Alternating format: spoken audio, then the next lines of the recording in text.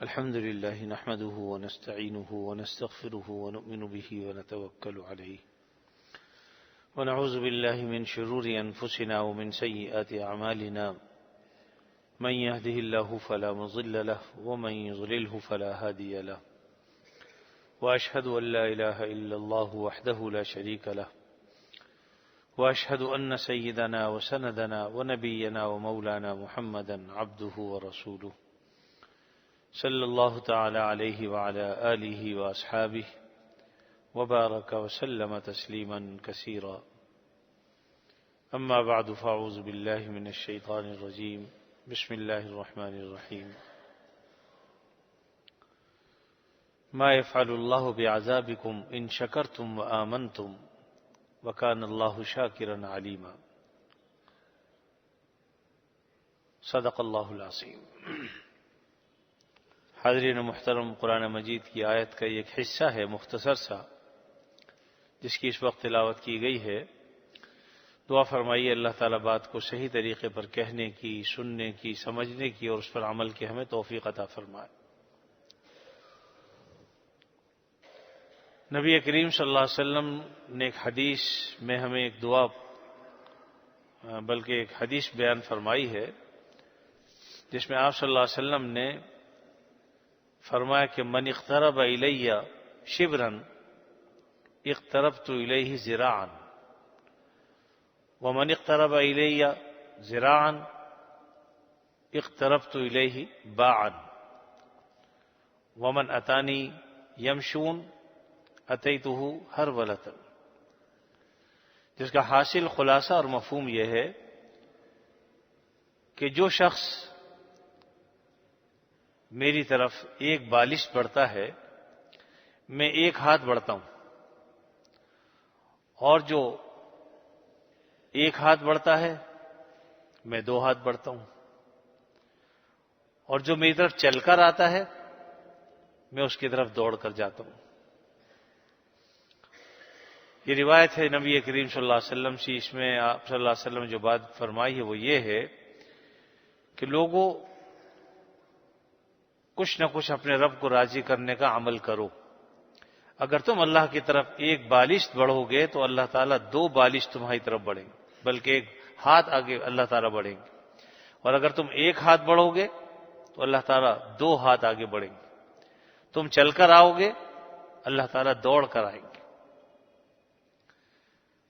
اس میں ہمیں اصل میں کچھ کرنے کے لیے کہا گیا ہے کہ کچھ کرو، خالی ہاتھ بیٹھو مت، عمل کرو گے اس کے بعد اللہ کی مدد آئے گی، لیکن پہلے قدم تمہیں اٹھانا ہوگا۔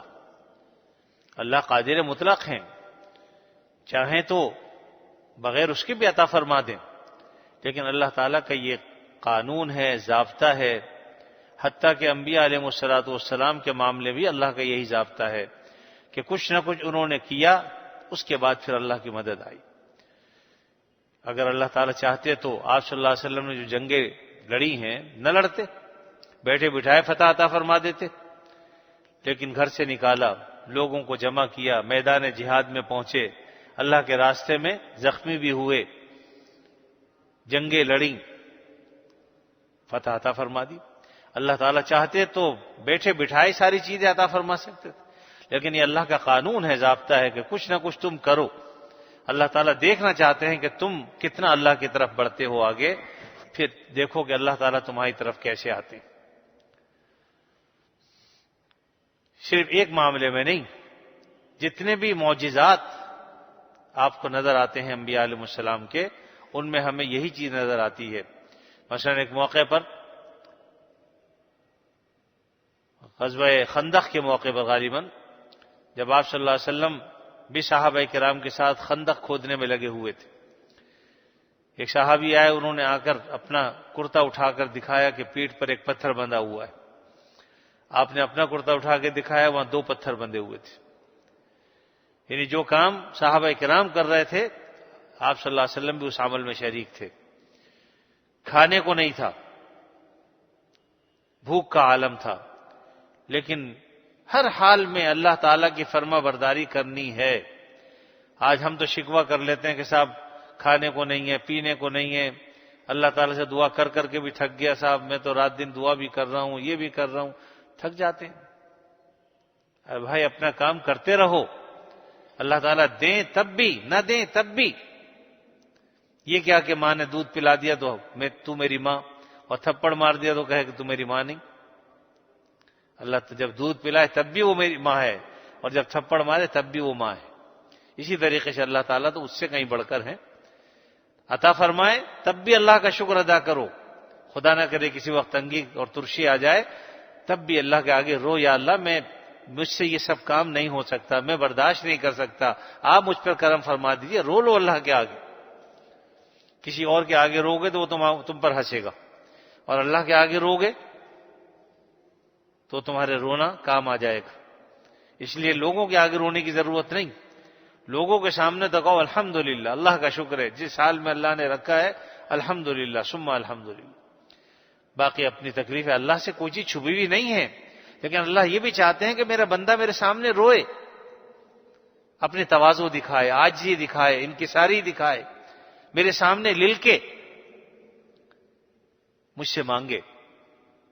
اللہ تعالیٰ عطا فرماتے۔ تو اس موقع پر، اس غزوے کے موقع پر، جبکہ بھوک سے نڈھالتے صحابہ کرام، خود نبی کریم صلی اللہ علیہ وسلم بھوکے تھے،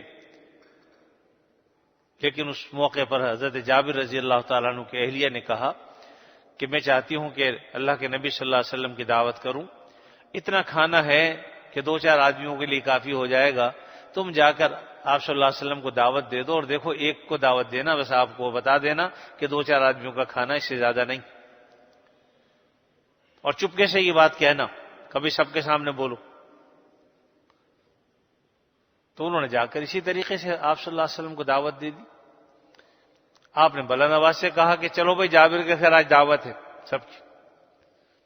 ابھی پریشان ہو گئے۔ جو اعتماد اور یقین اللہ کی ذات پر نبی کو ہوتا ہے وہ عام آدمی کو تو نہیں ہو سکتا نا۔ پریشان ہو گئے، جلدی سے آ کر بیوی سے کہا کہ میں نے دعوت دے دی تھی، لیکن آپ نے تو سب کو دعوت دی دی۔ تو پہلے تو بیوی نے ذرا تھوڑا سا کہا کہ تم نے ضرور کچھ نہ کچھ اپنی طرف سے کہا ہوگا، لیکن جب انہوں نے یقین دلایا کہ نہیں میں نے تو ایسے ایسے کہا تھا، اور آپ صلی اللہ علیہ وسلم نے خود ہی سب کو دعوت دی، تو فرمایا بس پھر کوئی بات نہیں، اگر آپ نے دعوت دی ہے تو اللہ جانے اس کا رسول جانے۔ یہ کہہ کر وہ بھی مطمئن ہو گئی۔ نبی کریم صلی اللہ علیہ وسلم اپنے ساتھیوں کے ساتھ جب ان کے گھر تشریف لائے، وہ جگہ، وہ مکان جس میں آپ صلی اللہ علیہ وسلم کی دعوت ہوئی، حضرت جابر رضی اللہ تعالیٰ عنہ کا، مدینہ منورہ میں آج وہ چھوٹی سی ایک مسجد ہے۔ میں الحمدللہ ایک دفعہ گیا تو زیارت اس کی نصیب ہوئی، دیکھا مسجد بنا دی ہے اس جگہ کو، تو وہ گھر تھا حضرت جابر رضی اللہ تعالیٰ عنہ کا، جہاں پر ان کی اہلیہ نے دعوت کی تھی آپ صلی اللہ علیہ وسلم کی۔ تو آپ صلی اللہ علیہ وسلم تشریف لائے اور کہا کہ دیکھو اپنی اہلیہ سے کہہ دو کہ ہانڈی چولہے پر چڑھی رہے، اتارنے کی ضرورت نہیں ہے، بس تم اللہ کا نام لے کر اس سے کھانا نکالتی رہو اور ہماری طرف بھیجتی رہو۔ چنانچہ انہوں نے ایسا ہی کیا، پورا لشکر کھا چکا، کھانا ختم نہیں ہوا، 2-4 آدمیوں کے لیے کھانا تھا اور پورا کا پورا لشکر کھا گیا۔ فرماتے ہیں کہ حضرت جابر فرماتے ہیں کہ مجھے نہیں پتا کہ جب صحابہ کھانے کے لیے آئے تو اس وقت کھانا زیادہ تھا، یہ جب کھا کے فارغ ہو گئے تب کھانا زیادہ تھا، یعنی کبھی محسوس ہی نہیں ہوئی اس میں۔ دیکھیے یہ سارا عمل، کیا اللہ اس پر قادر نہیں تھے کہ کسی ہانڈی کی ضرورت نہ تھی، کھانا پکانے کی بھی ضرورت نہیں تھی؟ اللہ کے نبی دعا فرما دیتے، یا نبی کرتے، اللہ کو سب کچھ پتا ہے، وہ ایک دسترخوان بھیج دیتے اور سب کی شاندار قسم کی دعوت ہو جاتی۔ اللہ تعالیٰ چاہتے تو ایسا کرنا ممکن تو تھا، لیکن اللہ تعالیٰ نے یہ دکھایا کہ نہیں، کچھ کرو تم، تھوڑا سا عمل تم کرو، بعد میں مدد اللہ کی آئے گی، کچھ نہ کچھ کرنا پڑے گا۔ غزوہ تبوک کے موقع پر بھی ایسا پیش آیا کہ پانی کی پیاس تھی اور صحرائی سفر تھا سارا۔ آج بھی جب مدینہ منورہ سے تبوک کی طرف جاتے ہیں تو 6-7 گھنٹے لگ جاتے ہیں، اور راستہ اب بھی ایسا ہے۔ پچھلے سفر میں میرا جانا ہوا کہ راستے میں کچھ نہیں، دائیں بائیں بالکل سناٹا، اور 2 راستے ہیں اس کے، ایک ذرا طویل راستہ ہے تھوڑا، ایک تھوڑا سا کچھ کم 100 کلومیٹر کم کر دیا انہوں نے بیچ میں، لیکن اس راستے میں بھی درمیان میں کچھ نہیں، اور رات کے وقت بھی سناٹا ہوتا سوائے پہاڑیوں کے دائیں بائیں اور کچھ نہیں۔ تو وہ آپ صلی اللہ علیہ وسلم تو اس زمانے میں سفر کیا، آج تو کاروں میں سفر ہو رہا ہے، ایئر کنڈیشن کاریں بھی ہیں، اپنے ساتھ سامان بھی ساتھ میں رکھ لیتے ہیں ہم۔ آپ صلی اللہ علیہ وسلم کے زمانے میں تو اونٹ تھے، گدھے تھے، گھوڑے تھے، خچر تھے، اس پر سفر ہوتا تھا۔ راستے میں پانی مل گیا تو ٹھیک، نہیں ملا تو بس بھوکے پیاسے، اور 1-2 دن کا سفر تھا نہیں۔ بہرحال آپ صلی اللہ علیہ وسلم فرمایا جب پیاس سے صحابہ کرام بے چین ہوئے، آپ نے فرمایا دیکھو فلاں مقام پر ایک چشمہ آئے گا، جب آ جائے تو اس کی اطلاع مجھے دینا، اور جب تک مجھ سے اجازت نہ لے اس وقت تک کوئی اس میں سے پانی نہ پیے۔ چنانچہ جب وہ چشمہ آیا، آپ صلی اللہ علیہ وسلم تشریف لے گئے، آپ نے اپنا ہاتھ اس میں رکھ دیا اور پھر فرمایا کہ اب تم اس میں سے پانی پی بھی لو، بھر بھی لو۔ چنانچہ سب نے اپنے اپنے برتن بھی بھر لیے، صحابہ اکرام نے پیاس بھی بجھا لی، اپنی ضرورتیں بھی پوری کر لی۔ تو اللہ تعالیٰ قادر تھے اس بات پر کہ بغیر آپ کے ہاتھ رکھے وہ پانی مہیا فرما دیتے، لیکن نہیں، تھوڑا سا پانی وہاں تھا، اس پانی میں آپ صلی اللہ علیہ وسلم ہاتھ رکھا، اسی پانی سے چشمہ جاری ہو گیا پانی، اور سارے لشکر نے پانی بھی پیا۔ تو بہرحال جو بات میں کہنا چاہتا ہوں یہ کہ اپنی طرف سے پہلے کچھ عمل کرو، اس کے بعد پھر امید رکھو کہ اللہ تعالیٰ مدد فرمائیں گے۔ دیکھیے حضرت یوسف علیہ السلام نبی ہیں اللہ کے، زلیخا ورغلاتی ہے، گناہ کے کام کی طرف مائل کرتی ہے، دروازوں کو تالا لگا دیتی ہے، اور جس کمرے میں وہ حضرت یوسف علیہ السلام کو لے گئی، حضرت یوسف علیہ السلام نے اللہ کی پناہ مانگی اور وہاں سے بھاگے، حالانکہ انہیں پتا تھا کہ تالے لگے ہوئے ہیں، لیکن روایات میں آتا ہے کہ حضرت یوسف علیہ السلام جب دوڑے، دروازے کے پاس پہنچتے تھے، تالا ٹوٹ جاتا تھا، دروازہ کھل جاتا تھا، آگے بڑھ جاتے تھے۔ اس طریقے سے کرتے کرتے وہاں پہنچ گئے جو بالکل جہاں عزیز مصر موجود تھا، اور جیسے دروازہ کھلا باہر عزیز مصر موجود تھا۔ اور اس واقعے کو سورہ یوسف میں اللہ تعالیٰ نے بیان بھی فرمایا۔ جب زلیخا نے دیکھا کہ پکڑی گئی، عزیز مصر اس کا شوہر موجود، تو اس نے فوراً الزام حضرت یوسف علیہ السلام پر لگا دیا کہ تم کیا کہتے ہو ایسے غلام کے بارے میں جو اپنی مالکن کے ساتھ برا عمل کرنا چاہے۔ اللہ تعالیٰ نے اس وقت یوسف علیہ السلام کی معصومیت کو ظاہر فرما دیا، ایک چھوٹا سا بچہ، اس سے گواہی دلوا دی، اور اس نے بڑے فصیح زبان میں کہا کہ دیکھ لو، اگر پیچھے سے قمیص پھٹی ہوئی ہے تو پھر زلیخا مجرم، اور آگے سے قمیص پھٹی ہوئی ہے تو حضرت یوسف علیہ السلام۔ دیکھا تو پیچھے سے قمیص پھٹی ہوئی تھی، تو وہ جان گیا۔ بہرحال اللہ تعالیٰ نے اپنے نبی کا سچا ہونا ظاہر فرما دیا۔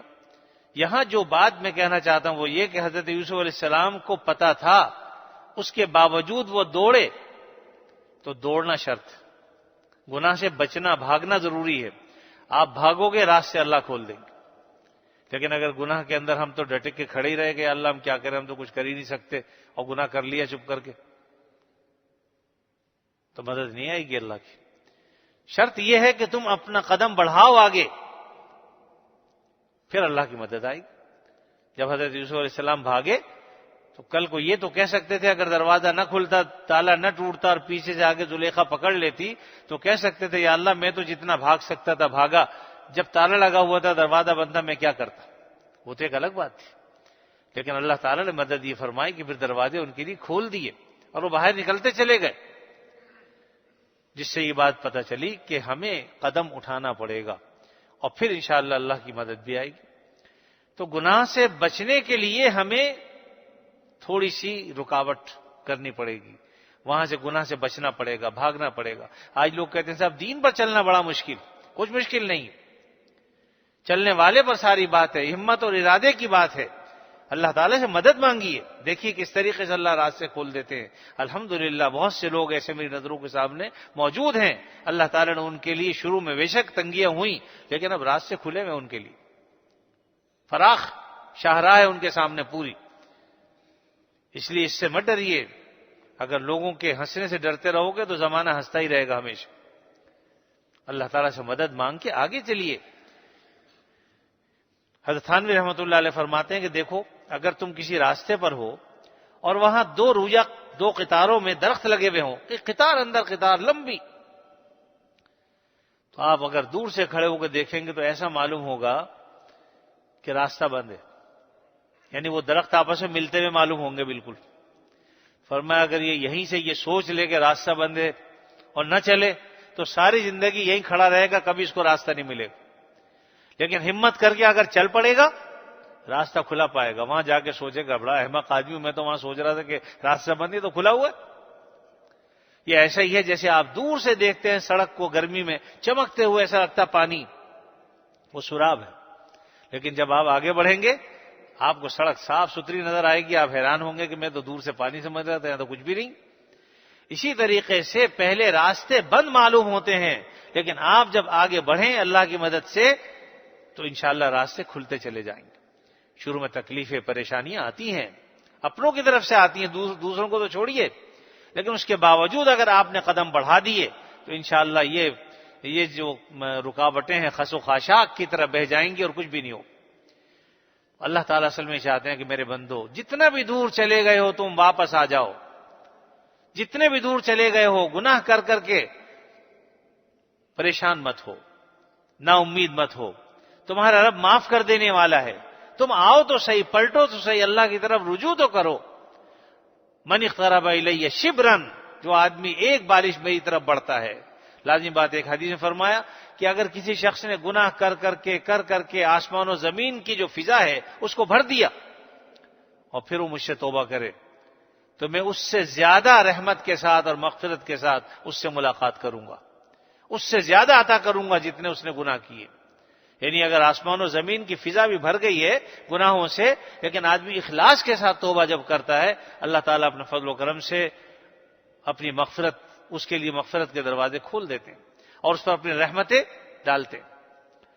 تو اس میں یہی فرمایا جا رہا ہے کہ بھئی تم اگر کہیں دور بھی چلے گئے ہو واپس آ جاؤ، پلٹ جاؤ، تم کچھ عمل کر کے تو دیکھو. اس لیے یہ بہت بڑا دھوکہ ہے کہ آدمی یہ سمجھ کے صاحب کسی کے پاس چلا گیا، کسی شیخ کے پاس، کہ بھئی اب بس ہم تو بس بیت ہو گئے، اب خود ہی جنت میں خود ہی پہنچا دیں گے. ایسا کچھ نہیں ہوگا، یاد رکھیے یہ بہت بڑا دھوکہ ہے. عمل خود کرنا ہوگا، اپنے پیروں سے چل کے جنت میں جاؤ گے انشاءاللہ، لیکن جنت میں جانے والے اعمال تمہیں خود اختیار کرنے ہوں گے. شیخ اور کوئی بڑا اگر ہے تو وہ صرف راستہ اور رہنمائی کا کام کرتا ہے کہ راستہ بتا دے گا، ایسا کر لو ایسا کر لو، لیکن کرنا تمہیں ہی پڑے گا. اس لیے بعض لوگ حضرت تھانوی فرماتے ہیں، بہت سے لوگ میرے پاس آتے ہیں کہ حضرت بھائی ایک نظر ڈال دیں، ایسی ڈال دیں کہ بیڑا پار ہو جائے. فرمایا ایسا کچھ نہیں. کسی نے کہا کہ حضرت کچھ سینے سے دے دی جاتا، کہ میرے سینے میں تو سوائے بلغم کے کچھ نہیں ہے، کیا لے گا میرے سینے سے. عمل نہیں کرنا چاہتے اور چاہتے ہیں کوئی لطیفہ غیبی ایسا ظاہر ہو جائے، بس اچانک خود بخود سب کچھ ہو جائے. میں ایسا کچھ نہیں ہوتا بھائی. اس لیے کچھ نہ کچھ تو کرنا پڑتا ہے. حضرت موسیٰ علیہ السلام کو اللہ نے ید بیضا عطا فرمایا، لیکن اس کے لیے کیا تھا؟ کیا ہاتھ خود بخود چمکتا تھا؟ نہیں. اس کے لیے حکم یہ تھا کہ بغل میں دباؤ. اس کو بغل میں دباتے تھے، جب نکالتے تھے تو وہ روشن چاند کی طرح چمکتا تھا. لیکن جب تک بغل میں نہیں دباتے تو کچھ نہیں ہوتا تھا. تو کیا اللہ تعالیٰ قادر نہیں ہے کہ بغیر بغل میں دبائے؟ بغل میں کیا وہاں پر توانائی کا کچھ مرکز تھا؟ کچھ نہیں تھا. وہ صرف اللہ تعالیٰ یہ چاہتے تھے کہ کچھ عمل خود کریں. پھر کرنے والی ذات تو اللہ ہی کی ہے، اس میں روشنی تو اللہ ہی عطا فرماتے ہیں، لیکن کچھ کرو تو صحیح. حضرت موسیٰ علیہ السلام اپنا ہاتھ بغل میں دباتے تھے، نکالتے تھے تو ید بیضا، روشن ہاتھ، چمکتا ہوا ہاتھ ہوتا تھا. یہ اللہ تعالیٰ کی شان ہے، قدرت. تو اس میں اللہ تعالیٰ کی طرف سے یہ ہے کہ من اقترب الیہ شبرا، تم ایک بالش تو بڑھو. ہم ایک ہاتھ، یہ ہاتھ یہ ہوتا ہے پورا شریعت کے اندر جو ذرا کہلاتا ہے یہ. اور فرمایا کہ من اقترب الیہ ذراعا، جو ایک ہاتھ بڑھے گا اللہ فرمائے میں 2 ہاتھ بڑھوں گا. ومن اتانی یمشون، اور جو آدمی چل کے آئے گا اتیتہ ہرولۃ، تو میں دوڑ کے آؤں گا. حضرت تھانوی رحمۃ اللہ علیہ اس پر یہ فرماتے ہیں کہ دیکھو جس طریقے سے باپ بچے کو چلنا سکھاتا ہے تو اس کو کہتا ہے بیٹے آؤ، ہاتھ پھیلاتا. بچہ اگر نہ چلے، ہمت نہ کرے تو ساری زندگی چلنا نہیں سیکھے گا. زبردستی اس کو کہتا اٹھو بیٹا چلو تو صحیح. وہ چلتا ہے بچہ، ایک آدھ قدم بڑھا، جیسے ہی گرنے لگتا بھاگ دوڑتا پکڑ لیتا جا کے. فرمایا اللہ تعالیٰ بھی اس طرح تمہیں گرنے نہیں دیں گے، تم آگے بڑھو تو صحیح. اللہ کے راستے میں قدم رکھو، پھر اگر گرنے لگو گے اللہ تعالیٰ بڑھ کے تھام لیں گے، تمہیں گرنے نہیں دیں گے. والذین جاہدوا فینا لنہدینہم سبلنا، جو آدمی ہمیں پانے کے لیے کوشش کرتا ہے، سعی کرتا ہے، تو ہم اس کو راستے دکھا دیتے ہیں. سبلنا فرمایا، ایک راستہ نہیں کئی راستے دکھا دیں گے. لنہدینہم سبلنا، اپنی طرف آنے کے راستے دکھا دیں گے. ادھر سے آؤ گے تو بھی ہمارے پاس پہنچ جاؤ گے، ادھر سے آؤ گے تو بھی پہنچ جاؤ گے، یہاں سے آؤ گے تو بھی پہنچ جاؤ. بلکہ اللہ اس کو راستے پر ڈال دیتے ہیں، چل پڑو. تو اس لیے میرے عزیزو، شرط یہ ہے کہ ہم ہمت سے کام لیں، بے ہمت نہ ہوں. کچھ نہ کچھ ہمیں کرنا پڑے گا. اور یہ اس انتظار میں بیٹھ جانا کہ بھئی خود بخود کوئی لطیفہ غیبی ظاہر ہو جائے، تو اس کو تو پھر وہی بات ہے کہ آرزوؤں سے وہ نہیں ملتی. اللہ تعالیٰ آرزوؤں سے نہیں ملتے کہ آدمی خالی آرزو کر رہا ہے. شرط ہے خون آرزو ہونا، ہماری آرزوؤں کا خون ہو تب اللہ تعالیٰ ملتے ہیں. یہ بھی اللہ کی طرف سے ایک ظاہری اسباب میں سے ایک سبب ہے کہ شرط کیا ہے کہ اس نے اپنی آرزوؤں کا خون کر لیا. اس کا جی چاہتا تھا لیکن اس نے نہیں کیا. دیکھیے جب آدمی چلنا شروع کر دیتا ہے راستے آسان ہو جاتے ہیں. ابھی حضرت مولانا سلیم اللہ خان صاحب رحمۃ اللہ علیہ کا انتقال ہوا، طبہ میں داخل تھے. مجھے کسی نے بتایا، آج ہی بتایا، کہ دل کا عارضہ تھا. مشینیں لگی ہوئی تھیں، مانیٹر ہو رہے تھے. عشاء کے بعد عشاء کی نماز پڑھ رہے تھے، اور عشاء میں نماز اس طرح پڑھ رہے تھے لیٹے لیٹے اشاروں سے، جس طرح سے بھی. تو مشین یہ بتا رہی تھی کہ 1:30 ہو چکے، ختم ہو گئے، لیکن بظاہر نماز پڑھ رہے تھے. بات یہ ہے کہ اللہ تعالیٰ جب زندگی ساری اللہ تعالیٰ کی مرضی کے مطابق ہوتی ہے، اللہ تعالیٰ موت بھی ایسی عطا فرما دیتے ہیں. پھر آدمی کلمہ پڑھتے ہوئے جان دیتا ہے، نماز پڑھتے ہوئے جان دیتا ہے. ہماری مسجد کے ایک نمازی سے ماسٹر صاحب واجد اسکوائر سے آیا کرتے تھے، چھوٹے چھوٹے سے قدم اٹھاتے ہوئے چھوٹے چھوٹے سے قدم اٹھاتے ہوئے یہاں آیا کرتے تھے. بڑے نیک آدمی تھے، اللہ تعالیٰ ان کی مغفرت فرمائے. وضو کرتے ہوئے دنیا سے رخصت ہوا، نماز کی تیاری کر رہے تھے. بوڑھے ضعیف آدمی تھے، لیکن اس ضعیفی میں اور چھوٹے چھوٹے سے قدم اٹھا کر آنے میں انہیں یقیناً وہاں سے یہاں تک پہنچنے میں آدھا گھنٹہ لگ جاتا تھا. حالانکہ قریب واجد اسکوائر، لیکن پھر بھی آنے کی کوشش کرتے تھے. اللہ تعالیٰ نے اسی کوشش میں ان کو رخصت اپنے پاس بلا لیا. تو اللہ تعالیٰ کی طرف اگر ہم بڑھیں گے تو اللہ تعالیٰ بھی ہمیں آنے سے روکتے نہیں ہیں. اللہ تعالیٰ ان میں سے نہیں ہے کہ ایک دفعہ اگر کوئی ناراض ہو گیا، ہمارے ہاں تو دنیا میں ہوتا ہے اگر کوئی ہم سے ناراض ہو گیا، اس کی ہم منتیں کر رہے ہیں، پاؤں میں پڑھ رہے ہیں، وہ جتنا پاؤں میں پڑا اتنے ناراض ہوتا نہیں جاؤ بس تم جاؤ، بات کرنے کو تیار نہیں. اللہ تعالیٰ ایسے نہیں. اللہ تعالیٰ سے تو اگر ہم نے ہی غلطیاں کی ہوں گی نا، لیکن پھر بھی کہ اللہ معاف کر دے، اچھا بھائی ٹھیک ہے معاف. حدیث میں آتا جب کوئی شخص کہتا ہے یا رب، تو اللہ تعالیٰ ابھی اس نے اپنی بات زبان پر نہیں لائی ہوتی، اللہ تعالیٰ فرماتے ہیں کیا اس کو پتا ہے کہ اس کا کوئی رب ہے؟ یہ یا رب کہہ رہا ہے، اس کو پتا ہے کہ اس کا کوئی رب ہے؟ فرمایا کہ میں نے اس کو معاف کیا. یعنی ابھی زبان پر وہ بھی نہیں لایا ہے کوئی بات، لیکن اللہ تعالیٰ اس سے پہلے اس کی مغفرت فرما دیتے ہیں. تو میرے عزیزو، ایسے کریم رب کو ناراض کرنا بڑی شقاوت کی بات ہے. اللہ تعالیٰ جو اتنے کریم ہیں، ایسے کریم رب کو ہم ناراض کریں، یہ مناسب نہیں. یہ دنیا تو یقیناً ابھی میرے عزیز سے کہہ رہے تھے کہ بھئی دنیا کبھی ایسی معلوم ہوتی ہے کہ بس بیکار، اس میں کیا شک ہے. دنیا تو کھیل تماشا ہے، آنکھ بند ہوئی ختم سب کچھ. ابھی آپ لاکھوں کروڑوں میں کھیل رہے تھے، اب آپ کے پاس کچھ بھی نہیں. آپ کو آگے چونٹی کاٹ رہی ہے تو آپ نہیں ہٹا سکتے، مکھی بیٹھی ہے تو اڑا نہیں سکتے، کچھ بھی نہیں کر سکتا آدمی. ابھی لاکھوں کروڑوں اربوں روپے کا مالک تھا، ابھی کچھ بھی نہیں اس کے پاس، خالی فقیر ہے. کوئی کپڑے اتار کے چلا جائے تو کوئی پوچھنے والا نہیں. تو اللہ رب العزت نے ہمیں الحمدللہ مسلمان بنایا ہے، نبی کریم صلی اللہ علیہ وسلم کو امتی بنایا ہے۔ میرے عزیزو، ہمیں کچھ نہ کچھ عمل کرنا چاہیے۔ ایک دعا نبی کریم صلی اللہ علیہ وسلم نے سکھلائی ہے، خاص طور پر یہ دعا کر لیا کریں روزانہ۔ اردو میں اس کا ترجمہ ہے کہ یا اللہ میرا آج کل سے بہتر کر دے، اللہم اجعل یومنا خیرا من امسنا، اے اللہ میرا جو آج کا دن ہے یہ کل سے بہتر کر دے، کل جو گزر گئی اس سے بہتر آج کا دن ہو۔ وغدن خیرا من یومنا، اور میرا جو کل آنے والا ہے وہ آج سے بہتر کر دے، یعنی ہر دن ترقی ہو۔ آپ دیکھیے دنیا کے اعتبار سے ہم کتنی ترقی کرنا چاہتے ہیں، ہم چاہتے ہیں ہر مہینے ہماری ترقی ہو، نہیں ہوتی وہ الگ بات ہے، لیکن اگر کسی کی 6 مہینے بعد ہو جائے تو خوشی سے پھولا نہیں سماتا کہ صاحب آج جو ہے مجھے ڈبل تنخواہ ملی، خوشی کے طور پر بتاتا ہے سب کو۔ اور سالانہ ترقی ہوتی ہے، اور پھر اپنی سی کوشش بھی ہم کرتے ہیں کہ ایک تو ہم نوکری کر رہے ہیں، 50,000 روپے کی تنخواہ ہمیں وہاں سے مل رہی، لیکن ہم 50,000 کا کام اور بھی کرتے ہیں الگ سے، اپنی رات دن پیسے حاصل کرنے کے لیے۔ اور پیسہ کس لیے کرتے ہیں؟ آرام حاصل کرنے کے لیے، اور آرام کھو دیتے ہیں پیسہ حاصل کرنے کے لیے۔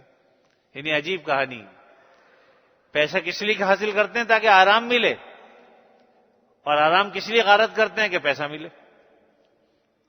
پیسہ مل جاتا ہے، آرام نہیں ملتا، آرام نہیں ملتا انسان کو، رات دن اسی تگ میں لگے ہوئے ہیں۔ آدمی آتا ہے خالی ہاتھ، کروڑوں اربوں روپے چھوڑ کے جاتا ہے، بینک بیلنس، کوٹھیاں، بنگلے، جائیداد، کاریں، سب نہیں چھوڑ کے چلا جاتا ہے۔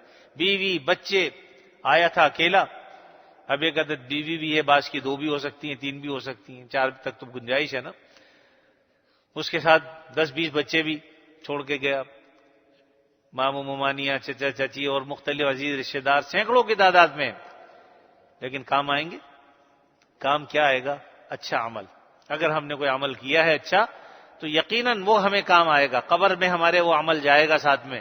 کوئی بچہ نہیں جائے گا، کوئی بیوی نہیں جائے گی، کوئی دوست نہیں جائے گا، کوئی گاڑی نہیں جائے گی، کوئی بیلنس، پیسہ، روپیہ کچھ نہیں جائے گا۔ ہاں وہ مال دولت جو ہم نے اللہ کے لیے استعمال کیا، خیر کیا، انشاءاللہ وہ بھی ہمارے لیے خیر کا ذریعہ بنے گا۔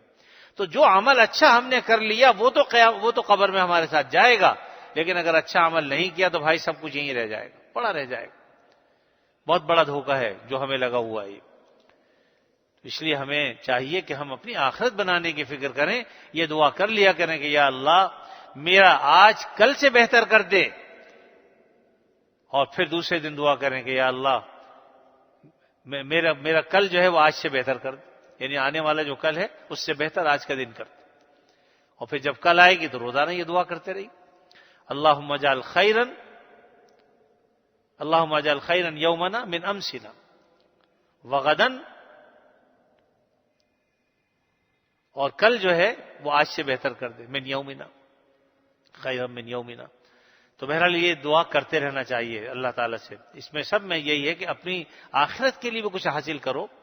آپ دیکھیں گے کسی کو اگر 10 صورتیں یاد ہے تو 10 سال بعد پوچھے تو 10 ہی یاد ہوتی ہیں، 11ویں یاد نہیں کرتے۔ میں نے کہا نا مال کے لیے تو ہم کوشش کرتے ہیں 10 کے 20 بن جائیں، لیکن کبھی یہ سوچا کہ اگر 1 پارہ حفظ ہے تو 2 پارے حفظ ہو جائیں۔ اللہ تعالیٰ جنہیں توفیق دے۔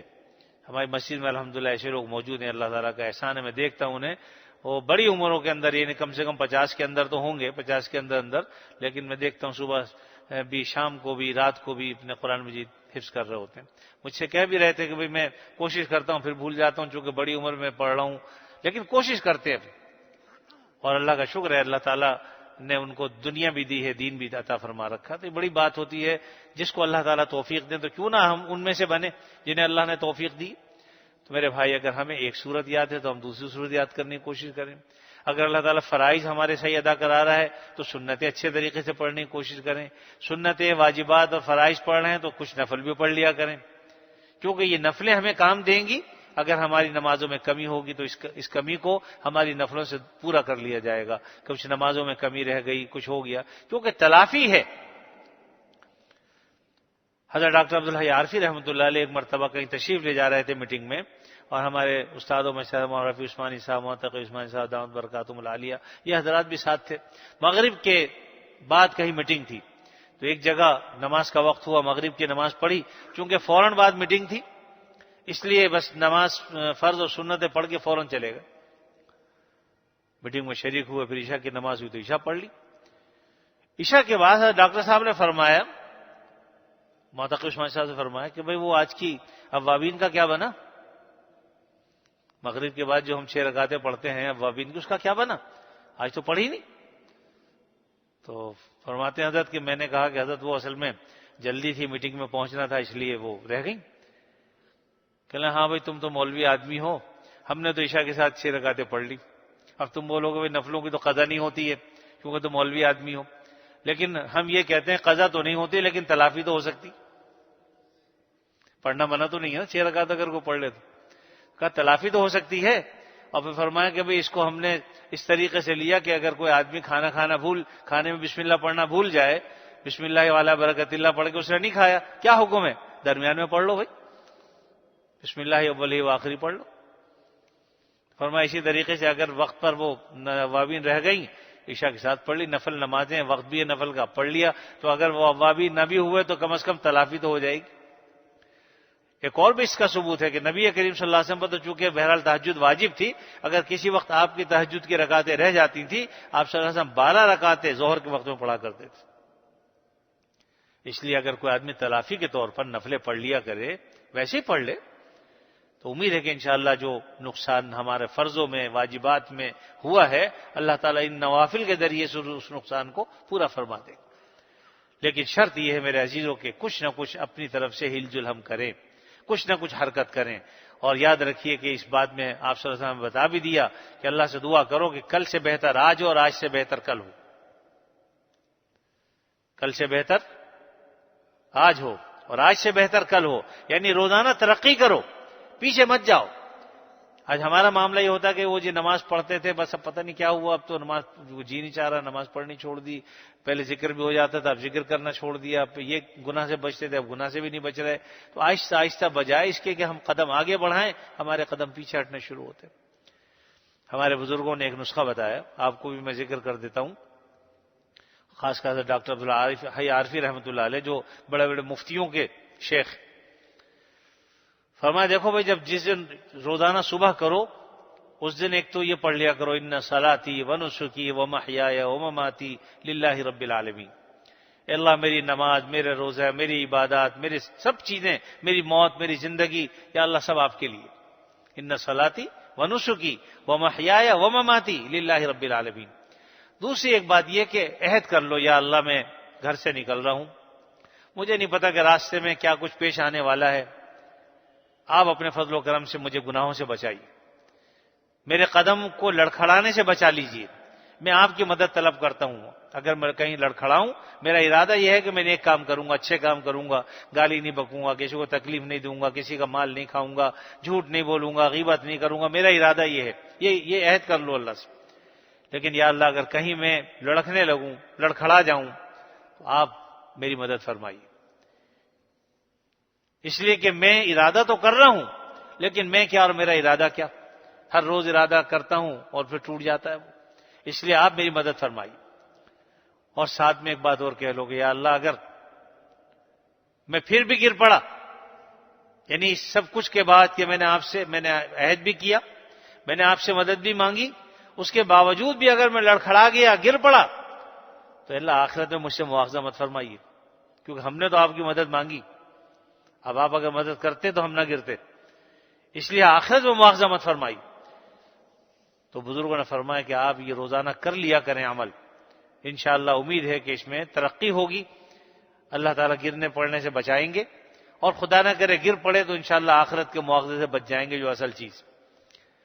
تو اس لیے یہ ایک ایسا عمل ہے جو یقیناً ہمارے نسخہ کیمیا ہے کہ آدمی روزانہ اٹھ کر اللہ تعالیٰ سے ایک معاہدہ کر لیا کرے، عہد کر لیا کرے، اور یقیناً اللہ تعالیٰ دلوں کے ارادے جانتے ہیں کہ جب ہم یہ عہد کر رہے ہوتے ہیں اس وقت اگر اخلاص کے ساتھ ہم یہ عمل کر رہے ہیں تو امید ہے کہ اللہ تعالیٰ ہماری مدد فرمائیں گے، اور اگر کسی مصلحت سے اس وقت آپ کی مدد نہ بھی ہوئی، گر بھی پڑے گناہوں سے، تو اللہ تعالیٰ مواخذہ نہیں فرمائیں گے، اور اس دعا مانگنے کا جو اجر و ثواب ہے وہ اپنی جگہ پر، یعنی یہ عبادت الگ سے ہو گئی۔ تو اللہ تعالیٰ اپنے فضل و کرم سے ہم سب کو عمل کی توفیق عطا فرمائے، ہر دن ہمارا ترقی پذیر ہو دین کے اعتبار سے، جس طرح دنیا کے اعتبار سے ہم ترقی چاہتے ہیں، یا اللہ ہمیں دنیاوی اعتبار سے بھی محروم نہ فرما، اور دینی اعتبار سے بھی ہمارا ہر دن کل سے بہتر ہو، اور ہمارا کل آج سے بہتر ہو۔ اپنے فضل و کرم سے ہماری ان دعاؤں کو قبول فرما۔ دعا فرما لیجیے۔ الحمدللہ رب العالمین والعاقبۃ للمتقین والصلاة والسلام علی رسولہ الکریم سیدنا مولانا محمد وعلی آلہ واصحابہ اجمعین۔ لك الحمد على ما قضيت ولك الشكر على ما أعطيت تباركت ربنا وتعاليت نستغفرك اللهم من جميع الذنوب والخطايا ونتوب إليك لا ملجأ ولا منجا ولا ملتجا منك إلا إليك اللهم إنا نعوذ برضاك من سخطك وبمعافاتك من عقوبتك وبك منك لا نحصي ثناء عليك أنت كما أثنيت على نفسك برحمتك يا أرحم الراحمين۔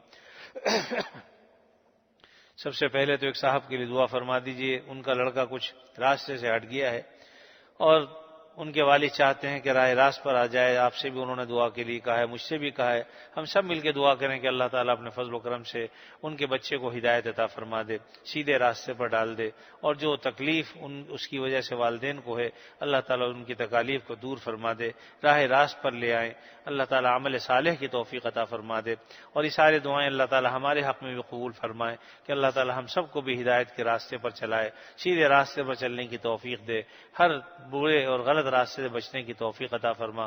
اللہم اہدنا الصراط المستقیم، اللہم اہدنا الصراط المستقیم، اللہم اہدنا الصراط المستقیم، صراط الذین انعمت علیہم غیر المغضوب علیہم ولا الضالین۔ اے اللہ ہمارے بیماروں کو شفا عطا فرما، اے اللہ جو مقروض ہیں ان کے قرضوں کو ادا فرما، جو پریشان حال ہیں ان کی پریشانیوں کو دور فرما، ہمارے تمام مصائب کو مشکلات کو حل فرما، اے اللہ ہماری ہر ضرورت کو اپنے فضل و کرم سے پورا فرما، ہمیں کسی کا محتاج نہ بنا، کسی کے آگے ذلیل نہ فرما، رسوا نہ فرما، اے اللہ ہمیں دنیاوی ترقی بھی عطا فرما، اے اللہ دینی ترقی بھی عطا فرما، جسمانی ترقی بھی ہو اور روحانی ترقی بھی ہو، اے اللہ جسم کی صحت بھی عطا فرما اور روح کی صحت بھی عطا فرما، ہر قسم کی بیماریوں سے، چاہے وہ جسمانی بیماریاں ہوں یا روحانی بیماریاں ہوں، ان سے ہمیں نجات عطا فرما، اے اللہ اپنے فضل و کرم سے ہم سب کو صحتوں سے مزین فرما۔